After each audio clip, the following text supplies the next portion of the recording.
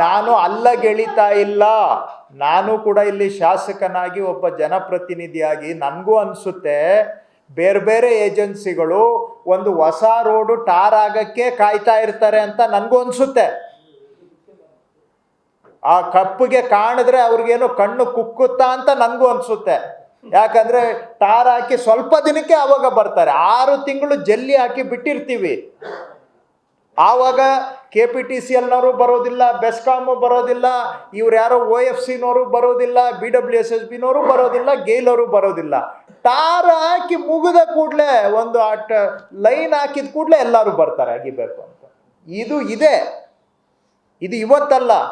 ಬಹುಶಃ ರಾಮಕೃಷ್ಣ ಹೆಗಡೆ ಅವರು CM ಆಗಿದ್ದ ಕಾಲದಿಂದ ನಾನು ಒಬ್ಬ ಸ್ಕೂಲ್ ಹುಡುಗ ಇದ್ದಾಗಿಂದ ಈ ಮಾತು ಕೇಳ್ತಾನೇ ಇದ್ದೀನಿ. ಇದು ಕೋಆರ್ಡಿನೇಷನ್ ಅಂತ ಆವತ್ತಿಂದನೂ ನಾವು ಮಾತಾಡ್ತಾ ಇದ್ದೀವಿ. ಆದರೆ ಇವತ್ತಿಗೂ ತುಂಬ ಗ್ಯಾಪ್ ಇದೆ. We will try our best.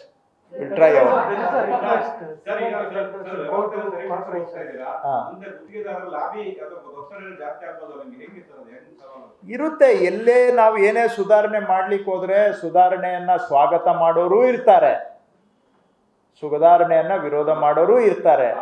ಸಾರ್ವಜನಿಕ ಜೀವನದಲ್ಲಿ ಇವೆಲ್ಲದರ ನಡುವೆನೇ ನಾವು ದೋಣಿಯನ್ನ ಸಾಗಿಸ್ಬೇಕಾಗಿದೆ.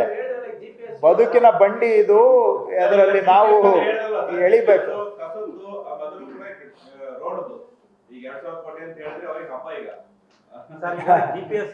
ಹಾಗಂತೇಳಿ ಈಗ ನೆಕ್ಸ್ಟ್ ಇನ್ನೊಂದಿನ ಮಾತಾಡ್ತೇನೆ, ಇವತ್ತು ಮಾಡಕ್ ಆಗೋದಿಲ್ಲ. ನೀವು ಬರೀ ನಿಮ್ಗೆ ಒಂದ್ ನಿಮಿಷ ಆಮೇಲೆ ಲೈಟರ್ ನೋಟ್ ಹೇಳ್ತೇನೆ. ನಿಮ್ಗೆ ಬರೀ ರಸ್ತೆ ಇದ್ರದ್ದು ಕಾಣುತ್ತೆ ಕಾಂಟ್ರಾಕ್ಟ್ರು. ಇನ್ನೊಂದಿನ ಮಾತಾಡ್ತೇನೆ, ಇವತ್ತು ಬೇಡ. ನೀವು ಗಿಡ ನೆಡೋದ್ರಲ್ಲಿ ಏನಿದೆ ಅಂತ ಬೇಕಾದ್ರೆ ಒಂದ್ಸತಿ ಹೋಗಿ ನೋಡಿ ಯಾವಾಗಾದ್ರೂ ಗೊತ್ತಾಗುತ್ತೆ. ಇನ್ನೊಂದಿನ ಮಾತಾಡ್ತೀನಿ, ಇವತ್ತು ಬೇಡ. ಆಗ ಒಂದ್ ನಿಮಿಷ ನಾನು ಪಾಯಿಂಟ್ ಏನು ಇಡ್ಲಿಕ್ಕೆ ಹೊರಟೆ ಅಂದ್ರೆ, ಈಗ ಅವ್ರು ಯಾರೋ ದುಡ್ಡು ಮಾಡ್ತಾರೆ ಅಂತ ನಾವು ರೋಡ್ ಮಾಡೋದನ್ನೇ ನಿಲ್ಸಕ್ಕಾಗತ್ತಾ? ಅಷ್ಟೇ ಹೇಳ್ತಾ ಇದ್ದೀನಿ. ರೋಡ್ ಮಾಡಬೇಕು, ಚೆನ್ನಾಗಿ ಕೆಲಸ ಮಾಡೋ ಥರನೂ ನಾನು ಹೋಗಿ ವಿಸಿಟ್ ಮಾಡ್ತೇನೆ. ನಮ್ಮ ಅಧಿಕಾರಿಗಳಿದ್ದಾರೆ, ಅವ್ರಿಗೂ ವಿಸಿಟ್ ಮಾಡಿಸ್ತೇನೆ. ರೋಡ್ ಮಾಡೋ ಕ್ವಾಲಿಟಿಯನ್ನು ಇಂಪ್ರೂವ್ ಮಾಡೋಣ. ನಾನು ಮೊನ್ನೆನೇ ಹೇಳಿದ್ದೇನೆ, ರೋಡ್ ಕ್ವಾಲಿಟಿ ಇಂಪ್ರೂವ್ ಆಗಲೇಬೇಕು. ಹಾಗಂತೇಳಿ ನಾವು ಕೆಲಸನೇ ಮಾಡದೆ ಇರೋಕ್ಕೂ ಆಗಲ್ವಲ್ಲ. ಯಾಕಂದರೆ ರೋಡ್ಗಳು ಹಾಳಾಗಿದ್ದಾವೆ, ಅದೂ ಸತ್ಯ ಇದೆ.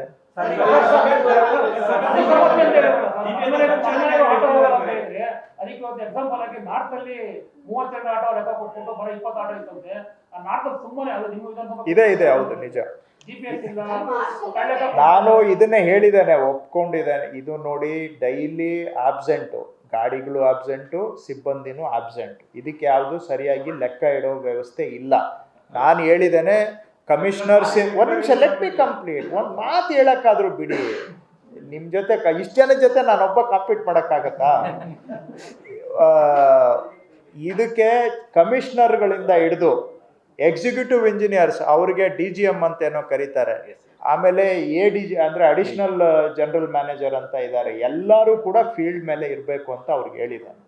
ನಾನು ಫೀಲ್ಡ್ಗೆ ಬಂದಾಗ ಹೆಚ್ಚು ಕಮ್ಮಿ ಕಾದರೆ ಮತ್ತೆ ಸುಮ್ಮನೆ ನಾನೇನಾದರೂ ಬೈದರೆ ಮಾಡಿದರೆ ದಯವಿಟ್ಟು ಆವತ್ತು ತಪ್ಪು ತಿಳ್ಕೊಬೇಡಿ. ನಾನು ಇವತ್ತೇ ಅವ್ರಿಗೆ ಅಡ್ವಾನ್ಸಾಗಿ ಹೇಳಿದ್ದೆ, ನಾನು ಫೀಲ್ಡ್ ಬಂದಾಗ ಸಿಸ್ಟಮ್ ಸರಿಯಾಗಿ ಕೆಲಸ ಮಾಡ್ತಾ ಇಲ್ಲ ಅಂದರೆ ನೀವು ಅದಕ್ಕೆ ಪ್ರತಿಕ್ರಿಯೆಯನ್ನು ನಿರೀಕ್ಷೆ ಮಾಡಬೇಕಾಗುತ್ತೆ. ಅದಕ್ಕೆ ಅವಕಾಶ ಕೊಡಬೇಡಿ. ಅನಿವಾರ್ಯ ಆದರೆ ನಾನೇನಾದರೂ ಮತ್ತೆ ಬೇಜಾರು ಮಾಡಿದರೆ, ಸಿಟ್ಟು ಮಾಡಿದರೆ ನನ್ನನ್ನು ದೂಷಣೆ ಮಾಡಬೇಡಿ ಅಂತ ಇವತ್ತು ಅವ್ರಿಗೆ ಹೇಳಿದ್ದೇನೆ. ಅವರೆಲ್ಲ ಒಳ್ಳೆ ಸಿಸ್ಟಮ್, ನಮ್ಮ ಅಧಿಕಾರಿಗಳು ಇದ್ದಾರೆ, ಮಾಡ್ತಾರೆ, ನಮಗೂ ಜೊತೆ ಕೈ ಜೋಡಿಸ್ತಾರೆ ಅಂತ ನಾನಂತೂ ನನಗೆ ಸುಮ್ಮನೆ ಮಾತು ಹೇಳ್ತಾ ಇಲ್ಲ, ಅವರೆಲ್ಲ ಮಾಡ್ತಾರೆ ಅಂತ ನಾನು ಭಾವಿಸಿದ್ದೇನೆ. ನೋಡೋಣ, ಚೆಕ್ ಮಾಡ್ತೀನಿ. ಸ್ವಲ್ಪ ಅವ್ರಿಗೆ ಹಳೆ ಸಿಸ್ಟಮ್ ಇಂದ ಹೊಸ ಸಿಸ್ಟಮ್ಗೆ ಸ್ವಲ್ಪ ನಾವು ಟೈಮ್ ಕೊಡ್ಬೇಕಲ್ಲ. ನಾನು ಯಾವುದು ಪದ ಬಳಸಕ್ ಹೋಗೋದಿಲ್ಲ. ಎಲ್ಲ ಕಡೆ ಏನೇನೋ ವೇರಿಯಸ್ ಇಂಟ್ರೆಸ್ಟ್ ಗ್ರೂಪ್ಗಳು ಇರ್ತವೆ. ನಾವು ಇರೋದೇ ಅದನ್ನೆಲ್ಲ ಸುಧಾರಣೆ ಮಾಡೋಕ್ಕೆ ಅವರು ನಮ್ಮ ಸಮಾಜದವರೇ ತಾನೆ, ಅಂದ್ರೆ ನಮ್ಮ ಪ್ರಜೆಗಳು. ಸಮಾಜ ಅಂದ್ರೆ ಯಾವುದೋ ನಾನು ಜನಾಂಗ ಅಂತ ಹೇಳ್ತಾ ಇಲ್ಲ. ಹೊಸ ಟೆಂಡರ್ ಅಲ್ಲಿ GPS ಇಲ್ಲದೆ ಇದ್ರೆ 1 ಪೈಸಾನು ಪೇಮೆಂಟ್ ಆಗೋದಿಲ್ಲ. ಹೌದು, ವರ್ಷಗಳಿಂದ ಹಿಂಗೆ ನಡ್ಕೊಂಡ್ ಬಂದಿದೆ. ಅದನ್ನ ಈಗ ನಾನು ಹಳೆ ಟೆಂಡರೇ ಇಲ್ಲ. ಈಗ ಬರೀ ಒಂದು ಏನೋ ಪೇಪರಲ್ಲಿ ಆರ್ಡರ್ ಕೊಟ್ಕೊಂಡು ಮುಂದುವರಿಸ್ತಾ ಇದ್ದೀವಿ. ಈಗ ಅವರು ಕೂಡ ನಮ್ಮದು ಹೊಸ ಟೆಂಡರ್ದಾರರು ಬರ್ತಾರೆ ಅಂತೇಳಿ ಆ ಗಾಡಿಗಳನ್ನು ಅವರು ಎಲ್ಲ ಹಳೆ ಗಾಡಿಗಳಿದ್ದಾವೆ, ಮುರಿದೋಗಿರೋವು, ಸ್ಟಾರ್ಟ್ ಆಗದೆ ಇರೋವು, ಇಂಥ ಗಾಡಿಗಳಲ್ಲೇ ನಡೀತಾ ಇದೆ. ಕರೆಕ್ಟಾ? ಈಗ ಅಲ್ಲಿ ಹೋಗ್ಬಿಟ್ಟು ನಾನೀಗ ಅದಕ್ಕೆ GPS ಹಾಕಿ ಅಂತ ಹೇಳಿದ್ರೆ ಅದು ಹಾಕೋದು ಇಲ್ಲ, ಅವ್ರು ಮಾಡೋದು ಇಲ್ಲ. ಸೊ ಅದಕ್ಕೆ ಹೆಂಗೂ ಹೊಸ ನೀವು ಮಾತಾಡ್ತಾ ಇರೋ ಟೆಂಡರ್ ಬೇರೆ, ಇದು ನಾನು ಮಾತಾಡ್ತಾ ಇರೋದು 33 ಪ್ಯಾಕೇಜ್ದು, ಅದು ಎಲ್ಲ ಫೈನಲ್ ಸ್ಟೇಜ್ಗೆ ಬಂದ್ಬಿಟ್ಟಿದೆ. ಸೊ ಅದನ್ನು ಒಂದು ಸತಿ ಇಂಪ್ಲಿಮೆಂಟ್ ಮಾಡಿದ ಮೇಲೆ ಅದು ವಿತೌಟ್ GPS ಒಂದು ಪೇಮೆಂಟು ಕೂಡ ಮಾಡ್ಲಿಕ್ಕೆ ಆಗೋದಿಲ್ಲ. ನೋಡೋಣ, ಅಲ್ಲಿ ಹಾಗಂತೇಳಿ ನಾನು ಅಲ್ಲಿವರೆಗೂ ಏನು ಮಾಡಲ್ಲ ಅಂತಲ್ಲ. ಇನ್ ದ ಮೀನ್ ಟೈಮ್ ಇದನ್ನು ಸಿಸ್ಟಮ್ ಇತ್ತು, ಈಗ 5-6 ವರ್ಷದಿಂದ ಹಾಕಿಲ್ಲ. ಈಗ ಇದೆ ನಿರ್ಲಕ್ಷ್ಯ ಇಲ್ಲ ಅಂತ ನಾನು ಹೇಳ. ಹೌದು ಹೌದು, ಈಗ ನೋಡಿ, ಅಲ್ಲ ನೀವು ಆಕ್ಷನ್ ಏನು ಅಂತ ನೀವು ಕೇಳೋದ್ರಲ್ಲಿ ಸರಿ ಇದೆ, ನಾನು ನೀವು ಕೇಳೋದು ತಪ್ಪು ಅಂತಲ್ಲ. ಆದರೆ ಎಲ್ಲ ಸೊಲ್ಯೂಷನ್ನು ಆಕ್ಷನ್ ಮೇಲೆ ಡಿಪೆಂಡ್ ಆಗಿಲ್ಲ. ನಾವು ಈಗ ಸುಧಾರಣೆಗೆ ಅವ್ರಿಗೂ ಸ್ವಲ್ಪ ಸಮಯ ಕೊಟ್ಟಿದ್ದೇನೆ. ಇವತ್ತು ಒಳ್ಳೆ ಮಾತಲ್ಲಿ ಸ್ವಲ್ಪ ತೀಕ್ಷ್ಣವಾಗಿಯೂ ಕೂಡ ಹೇಳಿದ್ದೇನೆ, ಇದೆಲ್ಲ ಚೇಂಜ್ ಆಗಬೇಕು, ಇಂಪ್ರೂವ್ ಆಗಬೇಕು ಅಂತ. ನಾನು ಸ್ವಲ್ಪ ಅವ್ರಿಗೆ ಟೈಮ್ ಕೊಡಬೇಕಲ್ಲ.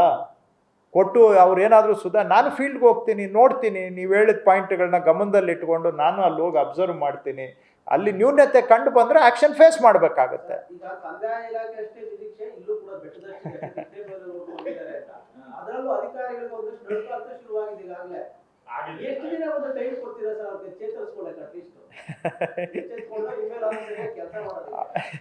ನೋಡೋಣ, ಅವ್ರ ಜೊತೆಗೆ ನಾವು ಸೇರಿ ಕೆಲಸ ಮಾಡಿದ್ರೇ ಏನಾದರೂ ಇಂಪ್ರೂವ್ಮೆಂಟ್ ಆಗೋದು.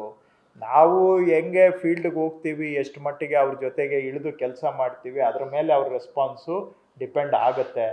ಸ್ವಲ್ಪ ವ್ಯವಸ್ಥೆ ಶಿಥಿಲ ಆಗಿದೆ, ಖಂಡಿತ ಶಿಥಿಲ ಆಗಿದೆ, ಅದನ್ನು ನಾನು ಸುತ್ತಿ ಬಳಸಿ ಮಾತಾಡೋಕ್ಕೆ ಹೋಗೋದಿಲ್ಲ.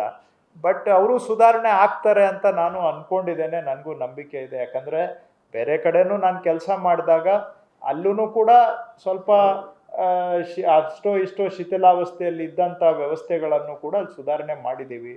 ಇಲ್ಲೂ ಕೂಡ ಮಾನವರೇ, ಅದರಲ್ಲಿ ಎಲ್ಲ ಕಡೆ 50% ಒಳ್ಳೆಯವರು ಇರ್ತಾರೆ, ಇನ್ನೊಂದು 25% ಗಾಳಿ ಯಾವ ಕಡೆ ಬೀಸ್ತಾ ಇದೆ ಅಂತ ನೋಡೋರು ಇರ್ತಾರೆ. ಅವರು ಮೇಲಿನಿಂದ ಸ್ವಲ್ಪ ಗಾಳಿ ರೈಟ್ ಡೈರೆಕ್ಷನಲ್ಲಿ ಬೀಸಿದರೆ ಅವರು ರೈಟ್ ಡೈರೆಕ್ಷನಲ್ಲಿ ಹೆಜ್ಜೆ ಇಡ್ತಾರೆ. ಇನ್ನೊಂದು 25% ಎಲ್ಲದಕ್ಕೂ ಮೀರಿದವರು ಇರ್ತಾರೆ. ಸೊ ಎಲ್ಲರನ್ನೂ ನಾವು ಒಂದೇ ತಕ್ಕಡಿಗೂ ಹಾಕೋಕ್ಕಾಗೋದಿಲ್ಲ. ಅವ್ರಿಗೆ ಬೆನಿಫಿಟ್ ಆಫ್ ಡೌಟ್ ಕೊಟ್ಟು ಅವ್ರನ್ನ ಕೈಲಿ ಕೆಲಸ ಮಾಡಿಸುವಂಥದ್ದು ಮಾಡಬೇಕು. ಮೀರಿದವರಿದ್ದರೆ ಅವ್ರ ಮೇಲೆ ಬೇರೆ ಥರನೂ ನಾವು ಆ್ಯಕ್ಷನ್ ಮಾಡಬೇಕಾಗುತ್ತೆ. ಎಲ್ಲದಕ್ಕೂ ಒಂದೇ ಸೊಲ್ಯೂಷನ್ ಅಲ್ಲ.